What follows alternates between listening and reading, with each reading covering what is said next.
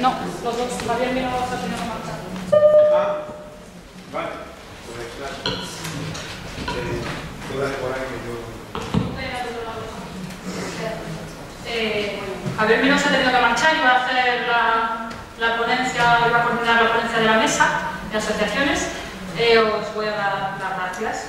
Yo que he estado grabando todas las mesas, me ha parecido súper interesante todas las ponencias que he escuchado. Y la verdad que es gracioso sobre todo porque ves que se entremezclan mucho los conceptos, sobre todo los de psicología, lo de que seguir adelante, lo de que escribir anima, luego con las máquinas artificiales que a ver si nos van a gobernar a todos. La importancia de la propiedad intelectual y, como no, que todo lo que hacemos que llegue a algún puerto con los proyectos gracias a Berkami. Entonces, os vamos a someter a una pequeña tortura de preguntas y vamos a comenzar con FJ Bravo, que comienza con Manuel, que le tienes ese lado. Bueno, vale. Y pregúntale, ¿sabes que ha estado hablando de los conceptos? Sí, Manuel está hablando de una cosa que me parece bastante curiosa y bastante importante en el mundo que nos movemos, literario, sobre todo y cultural.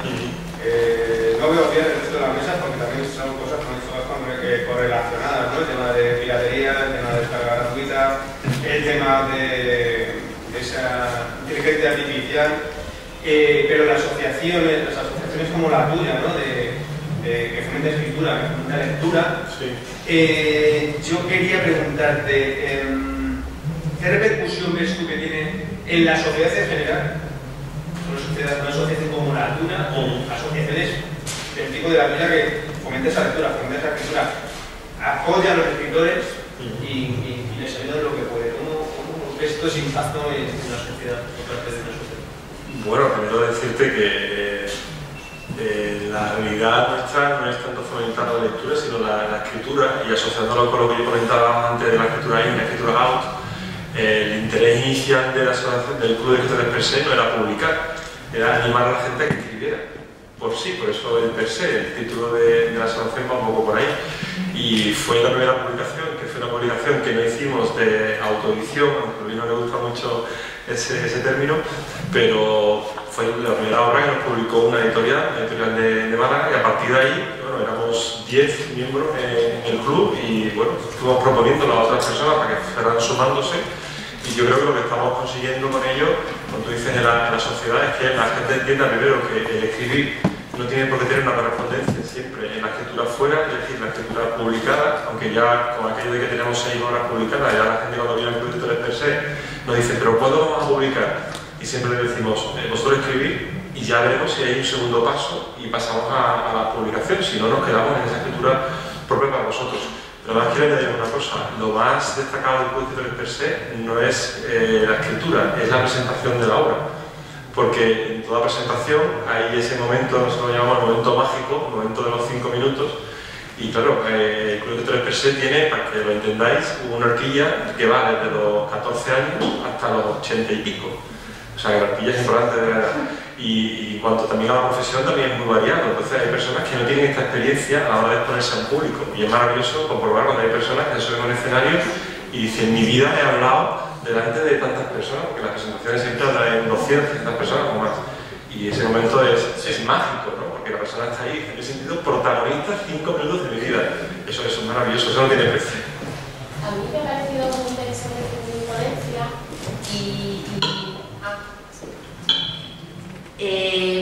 te quería preguntar sobre la prescripción de libros. O sea, prescripción de escritura y la prescripción de libros en tratamientos, creo que puede ser útil, interesante y una vía.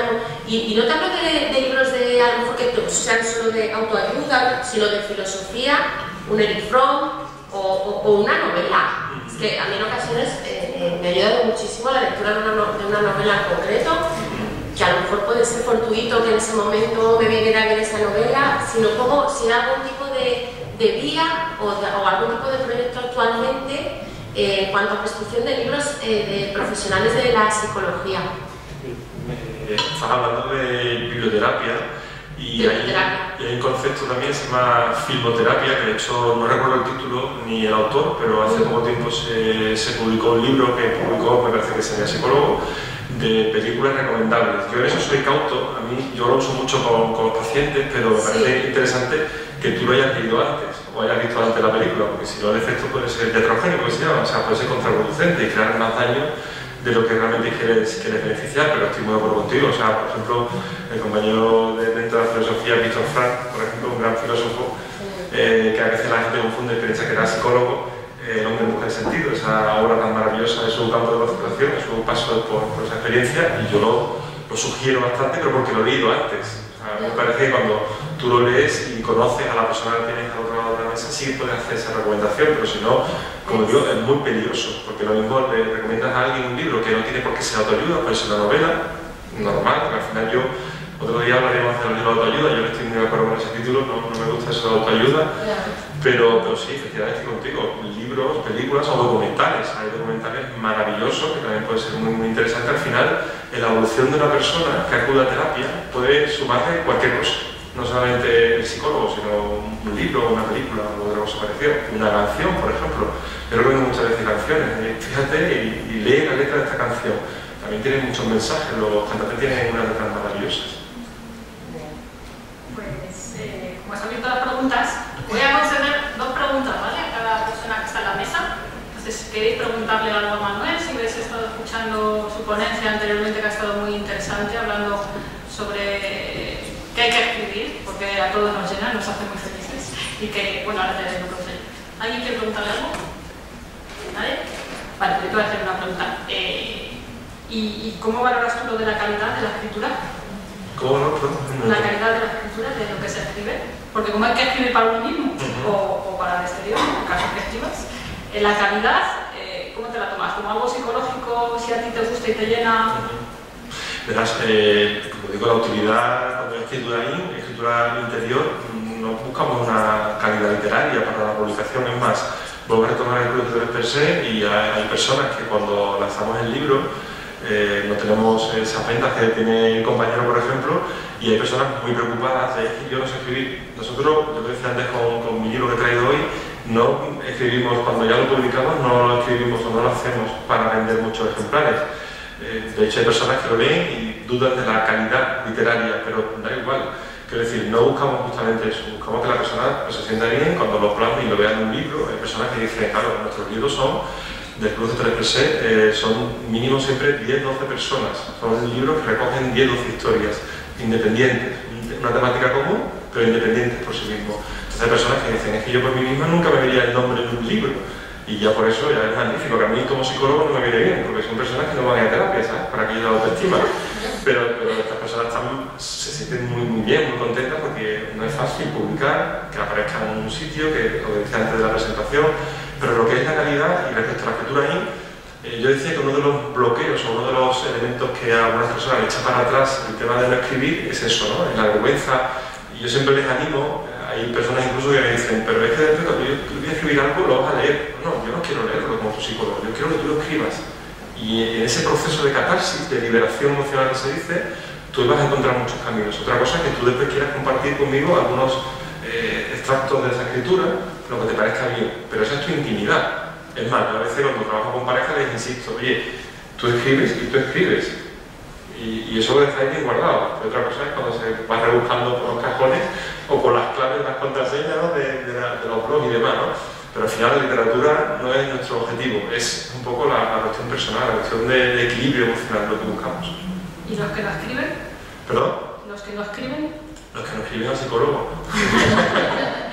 Los que no escriben pierden una magnífica oportunidad de utilizar una herramienta que bueno, nos diferencia del resto del mundo animal, ¿no? Que es la expresión a través de la escritura, y yo creo que deberían probarlo. Por eso mi mensaje final era ese: escribe por ti, y ya veremos, como decía él, ¿no? Ya veremos si después hay una publicación o no, pero si no, la satisfacción, esa satisfacción inicial, os aseguro que ya va a ser bastante suficiente como para que te enganches y sigas por ahí en esa línea escribiendo. Hay gente que dice, bueno, en el club es muy curioso porque hay gente que empezaron un proyecto, escribieron un solo libro y después ellos mismos han escrito y dicen, yo me he enganchado a escribir y no han vuelto a publicar. Pero incluso han ido a la fuente de escritura, pero no han ido para publicar, o han seguido escribiendo un blog personal, cosas de ese tipo, ¿sabes? Ya es cuestión de motivar a la gente para que la escritura fuera parte de su vida, de su día a día.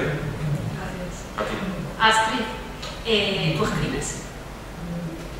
Dirá, ¿qué preguntas? Si yo vengo por curiosidad. No Ni para ti misma, ni... No, y de hecho, al hablar de esto, pues lo estoy considerando. No, pero... sí, yo pienso que cualquier... Por eso también hay arteterapia, ¿no? Musicoterapia... Es que, como has dicho, el término, biblioterapia, cualquier tipo de actividad creativa es terapéutica, ¿no? Vosotros en Berkami ayudáis mucho, ¿no? También en ese aspecto, porque quiero decir que psicológicamente tener un proyecto que no sabes cómo arrancarlo y que gracias a vuestra pasarela, digamos, a vuestro portal, puedes llegar a muchas personas, como ha indicado antes la persona que estaba aquí entre el público. Tú, tanto las críticas, que también yo veo críticas según la persona que ponga en marcha el proyecto, como lo que son los aplausos, digamos, ¿cómo los valoráis dentro de Berkami? ¿El éxito de las campañas quieres decir? O... Y el fracaso, porque claro, el éxito, pues para sonreír siempre, pero cuando es un fracaso, vosotros imagino que estudiáis un poco lo que ha ocurrido con este proyecto para mejorar o... Sí, bueno, muchas veces se tiene la conciencia de que, o eso es lo que nosotros vemos, a través de la plataforma, a través de los proyectos que se presentan, que o sea, lo del per se sí, pero en el momento que tú presentas un proyecto porque quieres recoger financiación y quieres que esa financiación venga del público potencial, ¿no? De los lectores potenciales, sí que tienes que tener en cuenta que hay alguien detrás. Y muchas veces los proyectos piensan que con la labor creativa es suficiente, y sí es suficiente si ese es tu objetivo, pero si presentas tu proyecto en Berkami es porque quieres que tenga un impacto, que sea publicado, que sea comprado, que sea compartido. Entonces, tener esa conciencia de que hay alguien detrás de la puerta a veces no se tiene en muchos proyectos. ¿Y qué consejo les das a las personas que no llegan? Pero claro, bueno, que esto es, decir esto es difícil, ¿no? Porque hay personas que lo mismo dicen, pues yo quiero conseguir 5.000 y me quedan 3.000. Oye, pues has conseguido 3.000, lo mismo por ti mismo no hubieras conseguido 1.000, ¿no? Eso es lo que yo digo siempre de este tipo de proyectos. Pero tú, ¿qué consejos le darías a las personas que se van con la idea negativa de que no les ha servido poner el proyecto en vuestra...? Pues, sobre todo que empiecen a moverse en las redes sociales. Yo soy anti-redes sociales totalmente, uso las redes sociales, pero como cosa personal. Pero sí que es verdad que ayudan a crear comunidad. Hoy en día es así, hay que adaptarse a los tiempos, no puedes redirigirlo hacia donde te gustaría. Entonces la presencia en redes sociales, la presencia en internet, la capacidad de crear comunidad, de crear contenido, lo que decía una compañera, es súper importante, que a lo mejor puedes considerar que es como vender humo, ¿no? En un determinado momento, pero al final es lo que te permite la posibilidad de desarrollar luego las otras acciones, los proyectos de verdad que quieres hacer. Yo creo que resta muchas veces todo lo de moverse en redes sociales, hacer una difusión activa de lo que haces, creo que resta a la parte creativa el hecho de que sea el propio autor o el propio artista el que lo lleve a cabo. Creo que debería haber otras personas que de alguna manera que se formaran bueno, ya hay, ¿no? Community managers, pero realmente que fueran personas como los managers, ¿no? Muy cercanas, que conozcan muy bien al artista, que conozcan muy bien lo que quiere comunicar y que sean como una voz más de esa persona y no restarle al propio artista, al propio autor, la parte creativa teniendo que estar en redes sociales, teniendo que estar... Pero bueno, de momento es así. Yo supongo que poco a poco se irá normalizando también el hecho de que la importancia, el nivel de popularidad, el alcance de algo que dependa de internet se irá como normalizando y entonces ya surgirán otros actores, otros agentes, otras profesiones, otros roles que se encargarán de esto, supongo. Es un poco como la literatura, ¿no? Que por ti mismo, si no te mueves tú como escritor, el editor va a hacer mucho pero si tú te mueves, pues llegará mucho más lejos.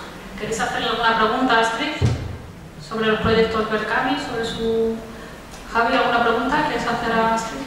Es que es crowdfunding y yo recuerdo 2010, por ahí, el auge del crowdfunding, ¿vale? Hasta películas de Hollywood se tienen crowdfunding porque eran plan de productores abandonados, nos faltan $30.000 para terminarla y creo que la de Reptiles terminó siendo crowdfunding y se estrenó y tal, y con la película.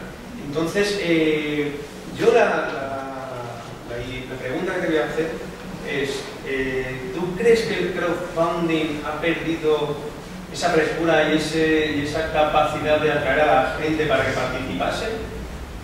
¿O sigue estando igual de bien vista, entre comillas?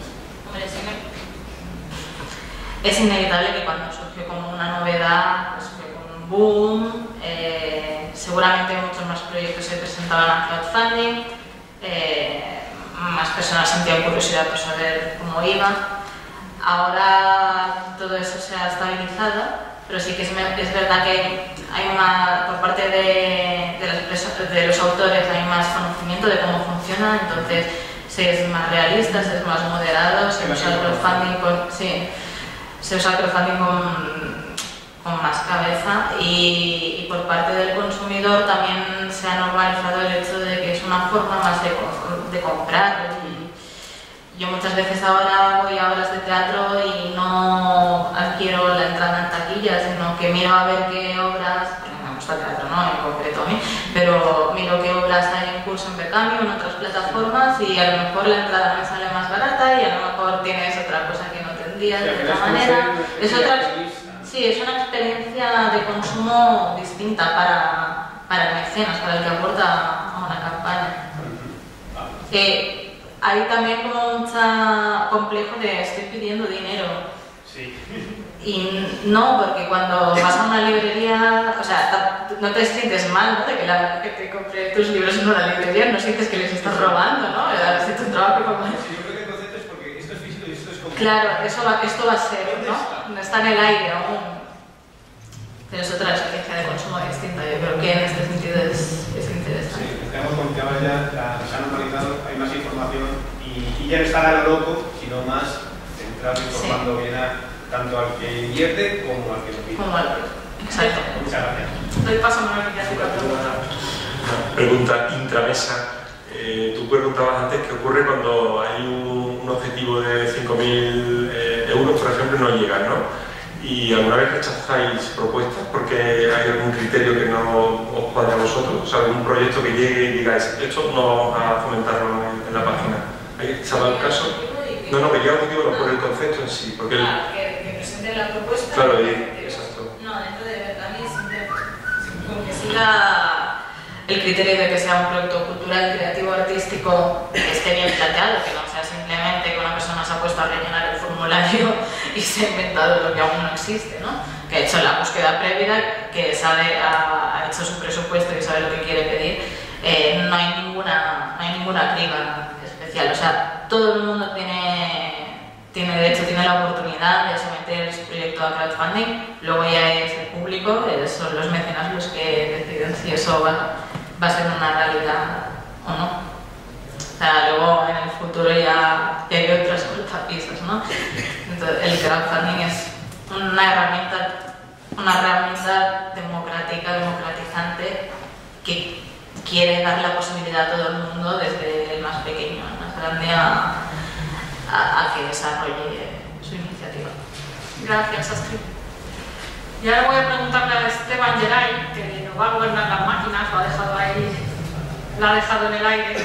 Y me ha hecho pensar, digo, si nos gobernaran las máquinas y escribieran esas máquinas libros, ¿todo el público estaría contento con esos libros o no llegarían a estar realmente felices porque como nosotros superemos a las máquinas? ¿Crees que las máquinas trascenderán al ser humano entonces?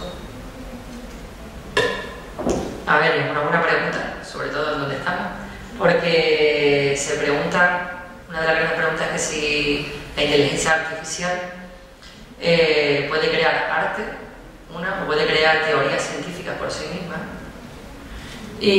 o también escribir libros, ¿no? Yo creo que sí que lo pueden hacer, pero no están más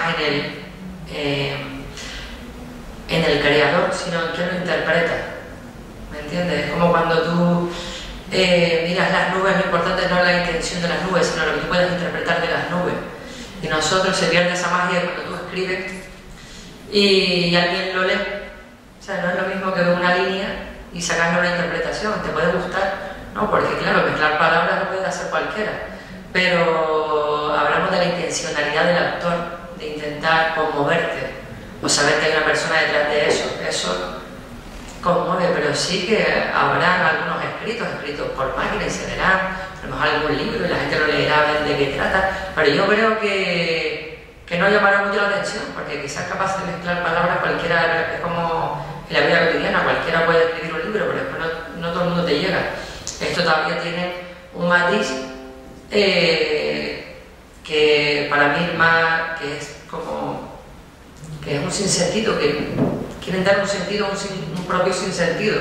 Entonces, bueno, yo como posmodernista diría que a quien le sea útil, pues bien, pero realmente no creo que llegue a ningún lado. A lo mejor cuando empiece a suceder, a lo mejor pues la gente mirará, si no hay, no sé, también hay mucha idolatración hacia las máquinas. Entonces a lo mejor en un principio sí llama la atención, pero no creo que llegue mucho más allá, porque al fin y al cabo lo que importa realmente lo que estamos hablando, la vida mental, que te emocione, que hay alguien detrás. Es como decir, no, si quieres puedes hablar contigo mismo en el espejo y te vas a escuchar lo que quieres. Tú dices, sí, pero es que necesito otra persona. Más o menos lo veo así. Y, pregunta. no, es que aquí en la Fundación Telefónica, aquí al ladito, una exposición de una máquina que había sido programada con un software que cogía los algoritmos de creación de un artista que hacía retratos, y la máquina que hacía retratos según lo hubiera hecho el artista. Entiendo, bueno, los derechos de autor es un nuevo reto todo este tema, ¿no? En todos los sentidos. Pero entiendo que esa máquina es incapaz de mejorar esa capacidad del artista de progresar en su propio arte, en su propio lenguaje. Entonces se queda ahí, ¿no? El retrato era igual que otro que había hecho. Entonces tú podías ir, te hacía el retrato la máquina, pero era el estilo del artista. Lo que pasa que, bueno, la propiedad intelectual era del artista, que era el que había creado ese estilo, pero existen, y luego creo que existe un software donde tú puedes, esto no tengo yo tan claro porque no lo vi en primera persona como en la Fundación Telefónica, pero creo que existe un software donde tú puedes meter una serie de localizaciones, una serie de caracteres de personajes y te hace una novela. Pero bueno, estoy contigo que bueno, pues te puede ser un poco plano, ¿no? Pero bueno, quería preguntar así. Todo esto llama mucho la atención porque como justamente aquí la importancia no se da bueno, John Searle, que es un lingüista, y estaba hablando de toda esta de la inteligencia artificial y tal, ya hay mundos con un plano 1.1, significa que hay realidades donde el espacio es tan grande como la misma realidad, porque con este espacio del internet y tal es infinito. Y estaban hablando de las máquinas, de los zombies, de una tierra gemela, proponen ejercicios de imaginación hipotéticos y tal. Y dice John Searle, pero a ver, ¿estamos locos o qué? Dice, pues claro que pueden haber cosas que tú interpretes donde uno se fije y el otro no, pero siempre el arte se evoca dentro de un ser humano. En plan, cuando ves, es como un cuadro, si nadie lo ve es un cuadro, tiene que verlo alguien, ¿no? Pues más o menos igual. Aquí si no está esa parte fenoménica en la que uno siente, es como, vale, pues habrá alguno que digan, pues mira, justamente esto que lo hizo una máquina, pues sí me gusta. Y tú dices, pues aprovechalo. Pero realmente, con respecto a lo que viene siendo a escribir libros, que es como lo más complejo, no creo que realmente, bueno, la gente se lo puede leer y dice, ay, sí, que bien, pero yo creo que ese matiz humano no... Uy, que preguntas Luis, te voy a decir que no solo todo, voy a aportar un comentario, porque esta conversación surgió en una comida que convoca Santiago García Pereira, que fue premio Cervantes Chico, es escritor, ilustrador, experto en marketing, es muchas cosas y en todas muy bueno. Convoca unas comidas esporádicas a autores de literatura infantil y juvenil, editores, expertos en marketing, y esta conversación surgió en CaixaForum, en una comida en Navidad del último año, en la que está demostrado que efectivamente hay máquinas que ya pueden escribir libros con cierto grado de vida propia, ¿no? De inteligencia propia. Entonces, yo dije una cosa en aquella comida, la voy a repetir hoy aquí, y dio pie a que Santiago García Pereira me dedicase una ilustración que tengo puesta en la librería. Y es que, fijaros qué maravilla como creen robots que leen. Entonces, todos los autores, fíjate la cantidad de libros que van a leer todos los robots. No que los escriban, por favor, que los lean. Manuel, ¿qué vas a preguntar? Discrepo un poco con Esteban. Yo digo sobre la palabra, que es una peli de culto en ese mundo, Terminator. Yo muchas veces tengo discusiones con colegas míos y digo, las máquinas no sustituirán a los psicólogos. Me dicen, no, a lo mejor no lo vamos a ver nosotros, pero pasará. A ver, cocinar es un arte, entiendo. Y la Thermomix, por ejemplo, la gente habla, y yo no la conozco, ya lo he usado, ¿no? Pero por lo visto hace comidas exquisitas y a lo mejor la ponéis aquí y ponéis un chef de primer nivel y la persona que la prueba no distingue en el sabor, ¿no? Cuál es la comida hecha una cosa por la otra. Y otra cosa respecto a las máquinas. Las máquinas, y no quiero con esto ser pesimista ni mucho menos porque no es mi espíritu, pero las máquinas ya nos dominan. Quiero decir, cuando hablamos de internet, por ejemplo, y ahora en las consultas de psicología se habla mucho de las patologías en cuanto a adicciones al uso de la tecnología, ya nos están dominando sin darnos cuenta. O sea, cuando tú miras el móvil o lo que sea, pues ya hay un control de la máquina. Y no sé si lo veremos, Esteban, pero de aquí a unos años creo que nos superarán. Esperemos que no pase como un Terminator y provoque una guerra que acabe con la humanidad, ¿no? Pero a mí me parece que nos superarán porque esa inteligencia que tú estás diciendo, ya ellas mismas van creciendo sin la necesidad del aporte del ser humano. Entonces, a partir de ese momento, serán, desde mi punto de vista, capaces de crear lo que quieran, cualquier cosa que quieran, básicamente, arte o guerra, lo que ellas quieran, ¿no? Creo que Luisa lo quiere decir algo. ¿Quieres decir algo, Luisa? ¿Cuánto tiempo tenemos? Muy poco, porque porque no les han ensayado los músicos de María Lavalle. Vale. Y bueno, quería de verdad dar las gracias infinitas a Noemí, a Luis, a Esteban, a Astrid. Sobre todo Astrid ha venido desde Barcelona, eso tiene bastante mérito, muchísimas gracias. Y Manuel desde Sevilla, o sea que coger una ave para venir aquí, pues la verdad es que tiene un mérito inmenso, sobre todo el apoyo al evento y todo es realmente maravilloso. Yo quería comentaros que vamos a hacer unas catas gastronómicas, unas degustaciones, que es con lo que intentamos financiar este proyecto. Entonces, si nos queréis colaborar, pues mira, las degustaciones se hacen esta tarde a partir de las 6 de la tarde, ¿vale? Y entonces pues sería de verdad un granito de arena para este proyecto. Y aquí todos aportamos algo y bueno, esperemos que algún día Literania pueda tener mucha financiación pública y no tengamos que andar pidiendo. Muchísimas gracias.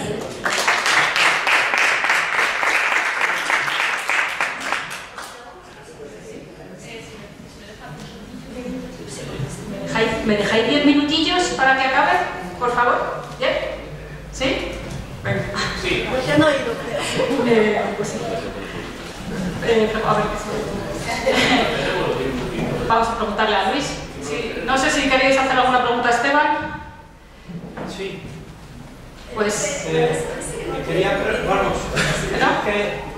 Tiene que ser rápida, ¿vale? Porque no se echan. Estuve en una charla de Uber y ellos cogían todos los éxitos que había de música y podía componer una canción que también fuera exitosa, porque se aprovechaban de esa base de información. Entonces, lo que pasa que aquí al escribir, pues los libros que más venden pues es más difícil porque tiene muchas letras. Entonces, para captar las sensaciones exitosas es más difícil, ¿no? Pero supongo yo que la máquina, son algoritmos cada vez son más rápidas y lo lograría. Esteban, ¿contestas? Sí, sí. Lo que estaba diciendo aquí el compañero, que no es magia que lo puedan hacer, sino yo creo que hoy en día los escritores, lo que estamos hablando del internet y tal, lo que importa aparte de la escritura es la biografía, y eso son cosas que por ejemplo no tienen las máquinas, y no sé cómo reaccionarán en el marketing y tal, pero por ejemplo yo veo que cuando las ventas suben o bajan, lo que estamos hablando depende mucho de la interacción en las redes sociales, y como que cada vez tienes también la biografía. Entonces lo de la pintura, las canciones, yo creo que sí se hará y alguna triunfará, pero yo creo, me mantengo en que eso seguirá siendo ciencias humanas. Gracias. Luis, después de tantos años que llevas en esto de la literatura, con tu librería, en Oficina y en Encadenares, promoviendo a los escritores, en la asociación de escritores que vas por todas las ferias, nosotros te conocemos porque vemos en casi todas, ¿de dónde nace la idea, digamos? Y cómo consigues seguir adelante, porque este sector es muy difícil, hay veces mucha gente lo deja tirar la toalla y dice, venga, hasta aquí. ¿Cómo consigues pasar todo ese reto psicológico, digamos? A ver, la asociación nace hace 8 años pensando algo muy sencillo, que la unión hace la fuerza. Se habla mucho de la soledad del escritor, o esa soledad de creación. Una vez que el escritor se presenta ante la sociedad, aumenta esa soledad. Por lo tanto, acceder a entidades, acceder a ferias del libro, acceder a presentaciones, a ayuntamientos es muy complicado. En cambio, el movimiento asociativo lo que proporciona es la visibilidad para que como entidad puedas dirigirte a lugares donde te acojan al grupo en sí. Entonces la asociación proporciona esa visibilidad que el autor por sí mismo en soledad no lo puede lograr. Luego, el resto de la pregunta que tú me has hecho, vamos a ver. Los autores, las editoriales, todo el sector tiene que estar inventándose y reinventándose día a día. Nada puede permanecer estático, porque realmente es que lo que el día anterior te ha funcionado, al día siguiente ya lo están haciendo una cantidad importante de personas en el mismo sector. Por lo tanto, has de volver a reinventarte para salir adelante.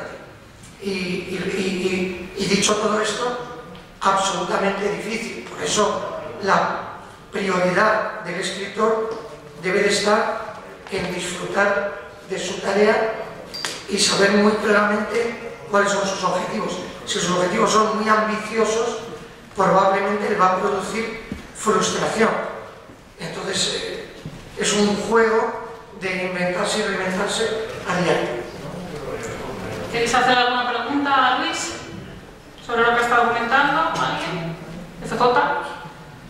¿Nada? Que ya le conocemos bastante, pero... Luis hablo cada vez que le veo... Ya, le hacemos mi pregunta siempre. Yo tengo una pregunta, Luis, que es la primera vez que te veía aquí, me ha dejado sorprendidísimo, como tú decías antes, un currículum muy extenso, pero no me conoce todo el mundo, ¿no? Cuando alguien llega a la asociación y te conoce tu currículum y demás, alguien te dice, quiero ser como tú, en el sentido de, quiero alcanzar lo que tú estás alcanzando, y tú le transmites, ¿qué le transmites? Es decir, ¿eso es posible, no es posible? A ver, te respondo porque la pregunta me gusta, ¿no? Fíjate lo que te voy a responder. Ha habido ocasiones en las que asociados, después de 2 años o 3 años en la asociación, me han dicho, tú escribes, no saben nada de mi currículum. Yo trabajo para ellos y ellos van a las ferias, ellos tienen proyección, ellos obtienen éxitos, obtienen ventas, y mi persona, mi currículum, en ningún momento está por delante. y han llegado a preguntarme, pero tú escribes. Entonces, no es mi propósito mantener como prioridad que sepan lo que yo hago. Y todo lo contrario, la lucha que yo mantengo con los escritores les es muy ingrata, porque yo intento que pongan los pies en la tierra continuamente y esto no les gusta. Creo que a nadie le gusta que tú y rebajes sus expectativas, esas ilusiones tan grandes que tienen depositadas. Llega un tío que es un cenizo a decirte: pon los pies en el suelo, esto es muy complicado, una sola venta ya es importante, en la caseta de al lado de la feria están vendiendo libros de todos los bestsellers, por lo tanto, si tú firmas un libro, disfrútalo, porque es increíble que te compren a ti, que no te conocen, y no compren al Modena Grandes, precisamente Ruiz Zafón, lo que sea, ¿no? Entonces, verdaderamente, mi labor es bajarles un poco a la tierra, y esto no es grato, y muchas veces no me creen. Dicen, este está loco, ¿no? Yo tengo 8.000 seguidores en Instagram, y viene Luis y me dice que trabaje un poquito más, que lo que escribo no vale. Este está tonto, ¿no? Es decir, que no vale, y tengo 8.000 seguidores. Entonces es un poquito ingrato para mí, pero nunca prevalece mi persona y mi currículum en el proyecto de la asociación. La asociación no tiene tendencia religiosa, no tiene tendencia clasista, no tiene tendencia política. Son autores, son gente que escribe, y todos somos absolutamente iguales, y por lo tanto muchos no conocen mi trayectoria. Gracias. Yo no la conocía, ¿eh? Es verdad lo que está diciendo, cuando la conocía hablábamos de todo, pero no me decía, pues yo no tenía que... Y luego dije, también eres poeta, ¿eh? Y vamos con Noemí, que yo a ti tendría que hacerte muchas preguntas, luego fuera del libro te las haré. Sobre todo así, cosas que me han pasado de propiedad. O cualquiera, las oficinas de Cedro están abiertas para quien quiera acercarse y... Sí. O sea que... En este aspecto, por ejemplo, vosotros desde la asociación, te pongo un ejemplo, ¿vale? Que a mí me acuerdo. Alguien publica un libro, ese libro tiene un título que es igual que el tuyo, solo varía un poco lo que es el diseño, pero pone el mismo dibujo, digamos, y luego el contenido es diferente. O sea, estamos hablando de, claro, el título, el tema del libro también, o sea, que puede ser un plagio. Claro, pero luego el contenido es... Nosotros trabajamos sobre todo con las reproducciones, o sea, exactamente como el libro ha sido editado, con las estampas legales, pero a lo mejor te podríamos dar unas guías de cómo defender ahí porque si tú lo ves claro, es que el autor es el que lo ve más claro cuando lee el libro. Un comparador, un juez puede incluso comparar los libros, se los tiene que leer y demás, pero el autor sabe si lo ha plagiado o no. Hay cosas que no pueden ser coincidencias, hay otras que sí. En el registro es muy importante registrar las obras en el registro de la propiedad intelectual.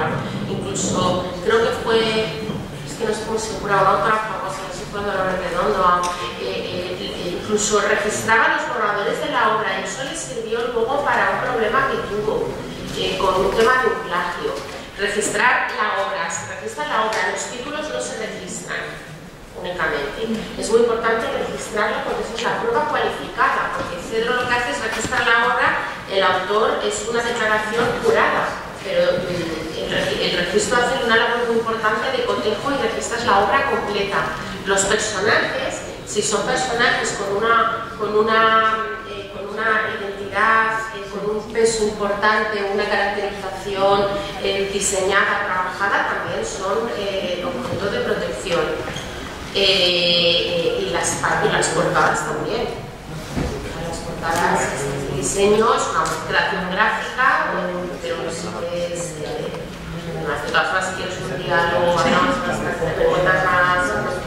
¿Qué opináis desde Cedro de la otra página web que es Registro Internacional, tan famosa? No sé si sabes de cuál hablo. Tú registras tu obra y se supone que es a nivel internacional. ¿Sabéis de qué os hablo? Hay registros privados, es Creative. Exacto. Sí. nosotros hemos colaborado con ellos. De hecho, nuestros socios tienen descuentos en su registro. O sea que también dentro de lo que es internacionalmente cubre lo que se... Sí, están avanzados porque tienen Stamper más, que lo que hace es poner como unas, es que no sé cómo explicarlo, una matrícula a la obra, sí. Entonces, el pantallazo de la obra cuando es plano, pues te sirve. Entonces, ha innovado y la persona que lo lleva es una persona que sabe bastante, es una persona que además ha sido policía y demás, o sea, creo que lo hace con responsabilidad.